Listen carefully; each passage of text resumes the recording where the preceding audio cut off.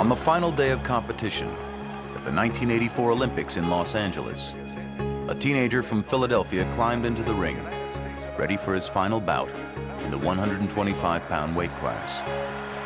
He was part of one of the best American boxing teams ever assembled, including future Hall of Famers Evander Holyfield and Pernell Whitaker. Their take would be 8 gold medals. Meldrick Taylor was trying to make it 9. When he got to the Olympic Games, he was 17 years old. He was sort of the baby of that team and a vastly talented fighter. But you had much bigger names on that team, much older guys. The winner, in the red corner, Meldrick Taylor of the United States of America. But once he became a pro, he quickly became the class of that class. Meldrick became the star. Taylor with a good left again. Lefty goes down. He developed faster. Good stuff from Meldrick Taylor. He was flashier. Meldrick's speed certainly has to be respected. He could do everything. A lot of people thought he was a new Ray Leonard. Meldrick Taylor was dazzling. He had hand speed. He had good foot movement. I don't know if there's been too many fighters in the last 25 years who were any more fun to watch. He could snap off these 7, 8 punch combinations just in the blur of an eye. But I think his greatest strength and perhaps his greatest weakness was he was a Philadelphia fighter. He thought of himself as a fighter more than a boxer. Which was the tradition passed down through the years in gritty North Philadelphia, a boxing neighborhood renowned for its gym wars and for producing legends like Smokin' Joe Frazier. As a kid growing up in North Philly, Meldrick Taylor wrote a promise to himself in black magic marker. It read, "I will be a champion someday." To do so, he would box and fight the Philadelphia way. A Philadelphia fighters, basically fighters that has a lot of heart, a lot of desire. They come to fight every minute, every round. He had the mindset and he had the history. This is my home. What Meldrick wanted to be, in a way, was Joe Frazier. Meldrick Taylor was too much of a Philadelphia fighter. He had real quickness and boxing skills, but he loved to get in there and fight, and sometimes when it wasn't to his best advantage. He's flailing away. This is a brawl. But that's what made him the outstanding young fighter he was. Meldrick Taylor could not be more impressive. In just his 21st professional bout, Taylor fulfilled his childhood dream. A wicked right hand by Taylor. When he upset Buddy McGirt to win his first title. And the brand new junior welterweight champion, Meldrick TNT Taylor. He was in demand. The crowd loved him. TV loved him. He entertained. He threw punches. He boxed. He danced. For flash, you couldn't beat Meldrick Taylor. But Taylor, with his Philadelphia heart, was determined to prove himself as more than flash. What better way than to beat the least flashy fighter in the sport? A budding legend who appeared to be Taylor's polar opposite in nearly every way. Mexico's Julio Cesar Chavez.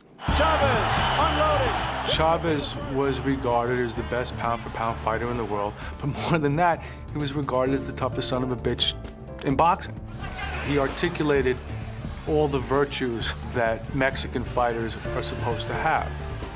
He didn't submit to the odds. He kept coming. Julio Cesar Chavez was only 27 years old, but since rising from an impoverished upbringing in Culiacan, Mexico, he had already earned the stature of a Mexican folk hero.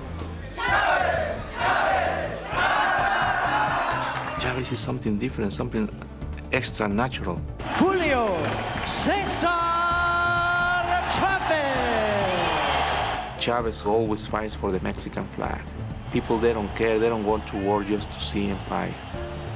What Mexican fight fans loved about Julio Cesar Chavez is that he endured incredible amounts of pain in order to win fights for them. That's the Mexican passion. Outlast, outwork, outfight, outbattle. By 1990, Chavez had already won 4 titles and successfully defended them 13 times. His undefeated record gave him an aura of invincibility. Chavez was 66-0, the quintessential Mexican fighter. Take 3 to land 1. Wear you down with his relentless aggression and toughness. He was the workman. He was the plumber. You know, Meldrick was the guy driving the Jaguar, and Chavez pulled up in an SUV. But then he might run over your Jaguar with the SUV. People wondered who could get to Julio Cesar Chavez. And most people believed that if anybody was going to do it, it would be Meldrick Taylor. For people who like to follow boxing, this is what you live for. 2 great fighters, same weight class, both in their prime. Boy, it had everything. It was in the ballroom at the Las Vegas Hilton. That building held 9,200 people, and I would say about 7,000 were people from the Culiacan neighborhood. So in the past 50 years, no professional boxer has begun a career and sustained unbeaten success for as long as has Julio Cesar Chavez. Meldrick Taylor is really up for the fight. The familiar Lou Duva and his lieutenants will lead their charge, Meldrick Taylor, out of his dressing room. We all thought that he would win the fight because he just threw too many punches. Good evening, ladies and gentlemen. Welcome. I was really thrilled to be selected for this fight. And your referee is Richard Steele. I know that Julio Cesar Chavez has never fought a fighter like Meldrick Taylor. Chavez's eyes are focused on the midriff of Meldrick Taylor. He is thinking body from the outset. Taylor was unintimidated by the pressure. Chavez was just a target, moving into his range. Taylor lands a vicious right hand. Look at the speed of Meldrick Taylor's flurry. Brilliant stuff from Meldrick Taylor. The drama in this fight early on was that Taylor was dominating a terrific fighter. Taylor still trading 4 blows to 1 for Chavez. Nobody expected that to happen. With the first 4 rounds, Meldrick Taylor would appear to have built an early lead. Boxing, moving, punches in bunches. His fluid hand speed and combinations, clearly reminiscent of Ray Leonard at his best. Whoa, beautiful trading punches inside, and Chavez again seems to wobble slightly as Taylor lands at will. The hand speed of Meldrick Taylor was superior, totally superior, and nullified the offense of Chavez. He's been doing what he needs to do, just boxing, using speed. Taylor was way ahead. And as round 5 comes to a close, Meldrick Taylor throws his gloves skyward in celebration of his performance so far. He was winning the fight. Now you're boxing beautiful. There's no doubt in anybody's mind. This is why we try to hold him up a little bit and slow him down. Now just settle down, settle down. Don't let the guy carry you too fast. Because we saw the fight maybe going into the 12th round, and we wanted to hold him back a little bit so he had enough to turn it on in case he needed it. But through the middle rounds, Taylor showed no signs of slowing down. It's hard to imagine Taylor being more effective. Hard to imagine him doing a better job of rising to the biggest occasion of his career. Even Chavez's staunchest supporters were in shock. The Meldrick Taylor was dominating Chavez for 9-10 rounds. Even the Chavez corner said, come on, do it for your family, for your sons, for everybody, for your country. You're losing the fight. Un esfuerzo más, Julio, por tu familia. For your family, Julio. They know how desperate the situation is. Here was an unbeaten young champion fighter fighting the fight of his life against one of the greatest fighters in the sport, and I thought that he won the first 9 rounds of the fight. You're in the middle of the 9th round of a classic performance by a young fighter on the threshold of greatness. Taylor may well have won every round. I thought that Taylor was decisively winning the fight. I thought he was really giving Chavez a boxing lesson. It was clear to almost everyone that Taylor was giving a virtuoso performance. But it was clear to one man that something else was happening. I knew that Meldrick Taylor was winning the fights because he was landing 2 to 1. But at the same time, I saw Julio Cesar Chavez landing these hard punches, hard shots, shots that would break bones. Most of the audience didn't know how much of a beating that this young man was taking. It's incumbent on Taylor not to give Chavez an unnecessary chance to get back into this. We started to see very gradually that there was a shift. Taylor was landing punches, but Chavez was starting to land more hurtful ones. There is swelling around both of Meldrick Taylor's eyes. You were giving him round after round, and then you looked up and said, you know, what happened to this guy? It looked like he'd been hit by a windmill. Taylor beginning to look more the worse for wear than the action of the bout would have led you to believe, though. I think Julio was turning the tide. I still don't think he was winning rounds, but he was punishing Meldrick physically from the middle rounds of the fight on, and that ultimately was going to tell the tale. Chavez finally seizing the initiative for the first time in round 10, and for the first time there's a mild air of danger from Meldrick Taylor. He knew he was losing the fight, but he also knew that he was extracting a cost from Meldrick Taylor to win each one of those rounds. Blood again from the mouth and the nostrils. The issue became, can I get him before they say the fight's over? As round 11 comes toward a close, and Taylor was woozy and almost went to the wrong corner. Finally came down to the 12th round, and he was winning the fight.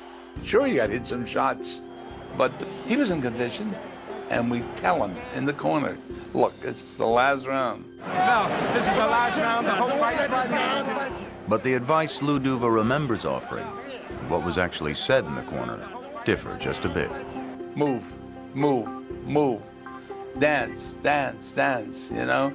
I mean, make believe you're Muhammad Ali out there. Have a little fun out there, but don't fight. Hey, Fred, the fence, you need it now. Now, you need this round. You're winning the fight, you don't have to fight the 12th round.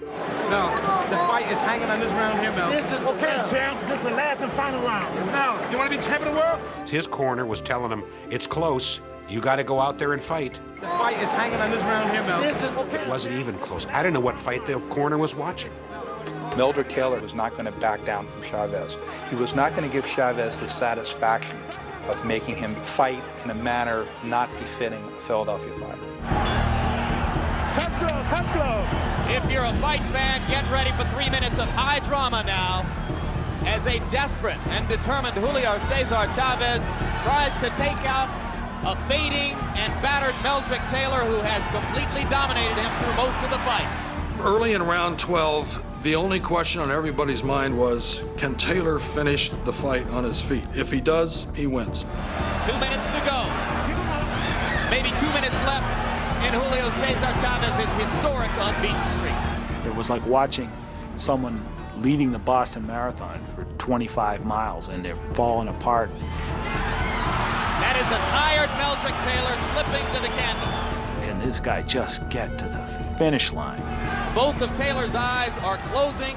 The blood continues to flow from his nose and his mouth, but if he stands up, he wins. I do remember feeling that the sand was running out of Taylor's hourglass. So I'm watching, and I'm thinking, is this kid gonna be able to finish? But there it was, 25 seconds left in the round. You know who was winning the fight, and all of a sudden,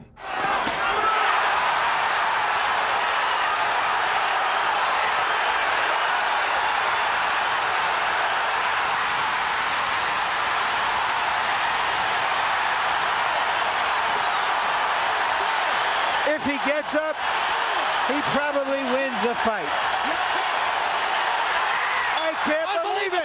Unbelievable. Richard Steele stopped the fight with fewer than 5 seconds to go. You're going to watch Lou Duva go crazy now. You're going to watch Lou Duva go absolutely berserk. This is one of the most unusual calls by a referee in the whole history of the sport.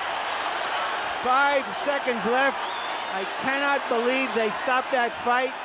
I was shocked when Steele stopped the fight. The official time will be 2:58 of the 12th round. He knocked him out with 2 seconds left. What are you doing stopping this fight?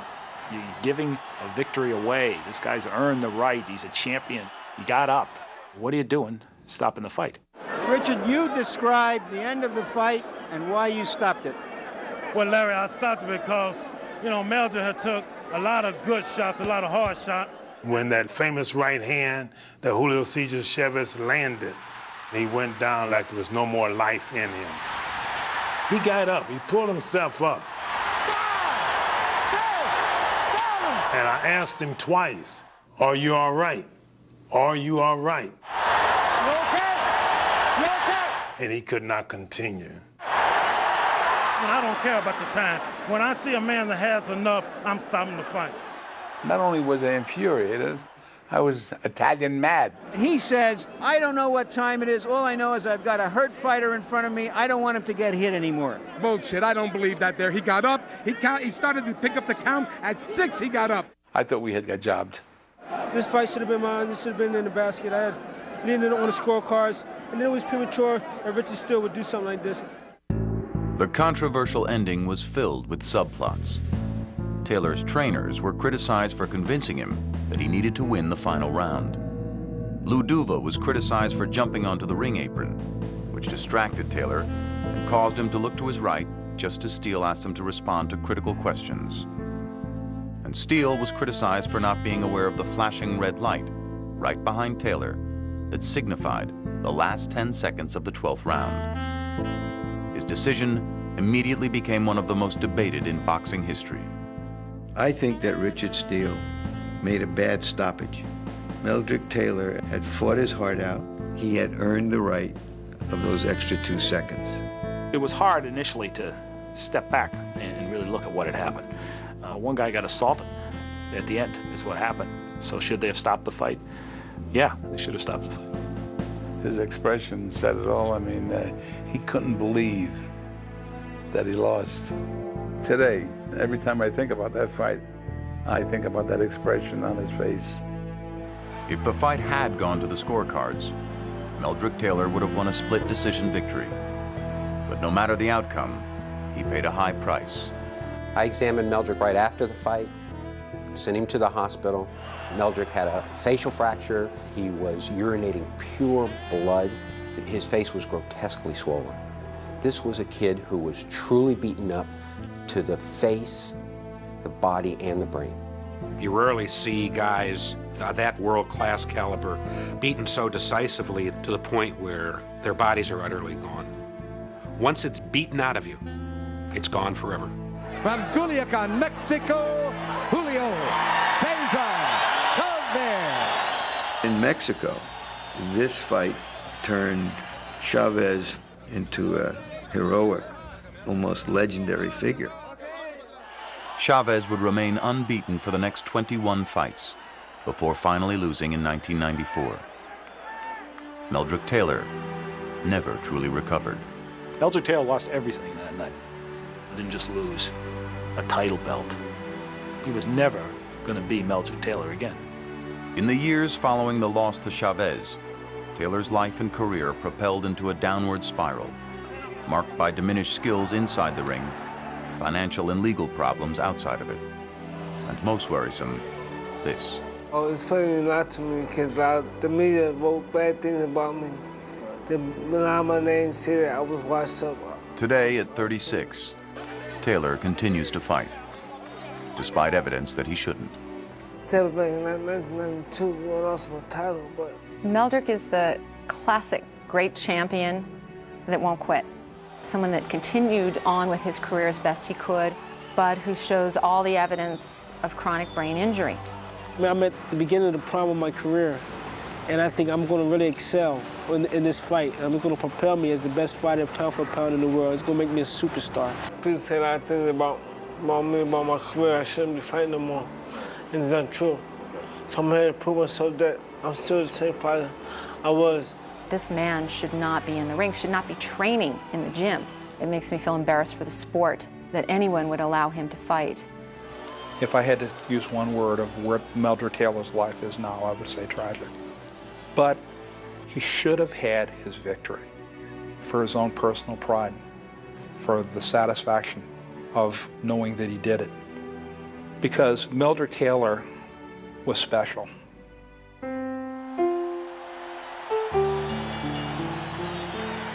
You just don't see many better fights.